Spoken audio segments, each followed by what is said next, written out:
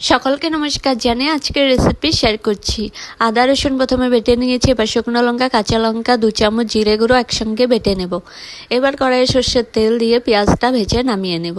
ভাজি হয়ে গেছে, নামিয়ে নিয়ে সেই তেলে আরেকটু তেল দিয়ে এবার দিয়ে দিব গোটা গরম মশলা জিরে ফোড়ন দিয়ে একটু ভেজে নিয়ে এবার দিয়ে দেবো পেঁয়াজ কুচি, সঙ্গে দিয়ে দেবো লবণ হলুদ গুঁড়ো, তারপর আরেকটু ভাজবো। এবার দিয়ে দেবো আদা আর রসুন একসঙ্গে বাটা, সঙ্গে দিয়ে দেবো ডিম সিদ্ধ করে রাখা।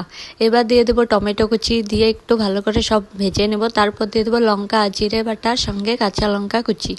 তারপর দিয়ে দেবো আগের থেকে ধুয়ে রাখা বাসমতি চাল, দিয়ে একটু ভালো করে মিশিয়ে নিয়ে গরম মশলা গুঁড়ো 1 চামচ চিনি দিয়ে জল দিয়ে দেবো, জল দিয়ে ঢেকে দেবো। তারপর ঢাকনা খুলে বেরেস্তা ধনে পাতা আর কাঁচা লঙ্কা কুচি দিয়ে আরও 10 মিনিট ঢেকে দেবো।